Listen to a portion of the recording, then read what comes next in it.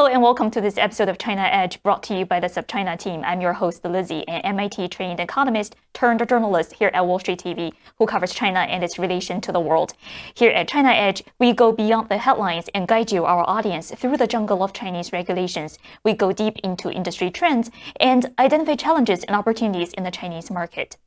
Last month, BuzzFeed News reported that ByteDance employees in China had gained access to TikTok's American data as recently as this year. As more than 100 million Americans are now using TikTok, FCC Commissioner Brendan Carr thinks TikTok has become an unacceptable security risk. Joining me today is the commissioner himself. Thank you so much for being here with me, Commissioner Carr. Good to be with you. Thank you.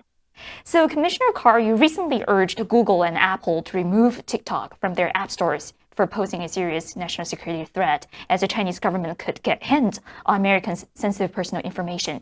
I wonder if you can first give us an update on your request. How willing or likely is Google or Apple to comply with your request? Yeah, I've given Google and Apple till July 8th to send me a response back. And to your point, a lot of people love TikTok. They have a hard time seeing what could possibly be a national security threat from uploading funny dance videos and viral memes. And the reality is there's not a lot of national security challenges with the videos themselves. But at the end of the day, that's just the sheep's clothing. The way TikTok as an app works is it functions as a sophisticated surveillance tool. It is pulling everything from search and browsing history to keystroke patterns to location data, biometrics, including face prints and voice prints. And for years, TikTok representatives have said, rest assured, US data is stored on US servers. And as you noted, there was a really significant BuzzFeed News report that says actually a lot of this data has been accessed from inside the PRC. So it's both the misrepresentation that's troubling, coupled with this data flow going back to Beijing. And so I've asked Google and Apple to take a look at booting TikTok from the App Store for misrepresenting how that data flow is taking place. Very helpful information. So one common reaction I've heard from American friends on TikTok's security loopholes is the following. Oh, it's just an app where I post my cat videos. So even if the Chinese government has my data, what are they going to do with it? I wonder if you can help us understand what exactly are the security concerns of TikTok. Specifically, what data does TikTok collect and what could Beijing potentially do with that information?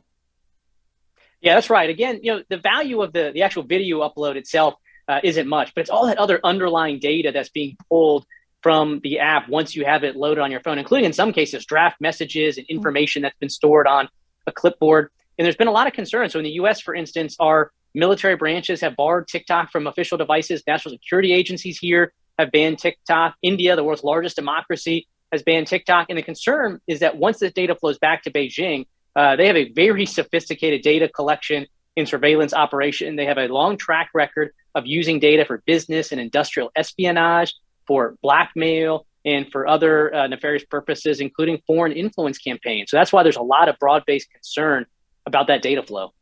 Right, and TikTok has not kept its silence here. According to a letter TikTok executive sent to U.S. senators, the company is working on a deal with the U.S. that will fully safeguard the app in the U.S. For example, TikTok says all U.S. user traffic will be routed to Oracle servers instead of TikTok's own data infrastructure. TikTok also promises to delete all U.S. data from its internal servers and rely solely on Oracle storage, with access limited only to authorized personnel. Do any of these proposed measures alleviate your concerns about Chinese government's ability to access American data?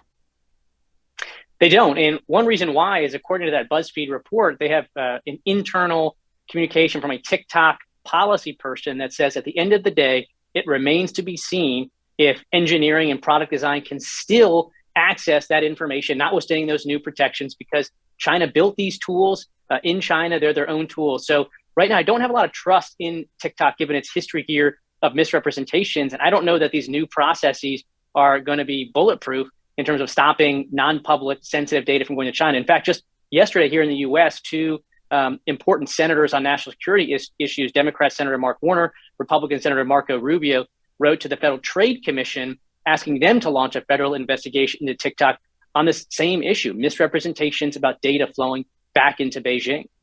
Right, and back to the role of FCC. Unlike in the case of Huawei, ZTE, and other Chinese telecom companies like China Mobile, the FCC here actually doesn't have direct regulatory authority over internet or social media giants, right? So, what other federal agencies, in your view, should take more action to scrutinize TikTok's security practice? Yeah, you're right. For the FCC, this isn't the same thing as Huawei or ZTE, where there's FCC dollars at issue. China Mobile, China Telecom, where we took action, there were FCC authorizations at issue. That's not the same case here. So my letter to Google and Apple is more bringing my expertise from those national security issues to the fore. But I'm more than happy to have other federal agencies move forward, including the Federal Trade Commission, as Senator Warner and Senator Rubio just called for. The Treasury Department here at the U.S. has a CFIUS process, which is effectively a national security review that is underway for TikTok and others. And I think those are the agencies that should step to the forefront and move quickly to an answer here. Right, and as you alluded to, by Chinese law, companies operating within China must share information with the government if asked to do so. But is there evidence that Beijing has actually requested TikTok or other domestic companies to hand over the data they own? Yeah, that's the key question. We've repeatedly asked TikTok directly, has any CCP member accessed non-public information on U.S. users? And they've continued to dodge that question. They simply say, well, TikTok itself has never shared the information with the CCP, but choosing to share information is not the same thing as have they been able to access your systems and get that. And so I think TikTok needs to be forthright about that. And I think that should be the next step. How much data has flown to the CCP? Can you guarantee that it's zero? And they have yet to provide that assurance. Right. And so just take a step here. Are you worried about the side effects of taking TikTok, or for that matter, WeChat, off the U.S. market? For example, the possibility that China will retaliate against U.S. companies operating in China. Further, what president will removing TikTok from Apple or Google App Store said? No, I'm not worried about it. We have to take the action that we think is necessary to protect our national security. And we've done so before, again, with Huawei, ZTE, China Mobile, China Telecom. We've already taken action against entities tied to CCP that present national security threats without, significant serious consequences. But again, our first goal has to be to secure our national security, whatever those consequences are.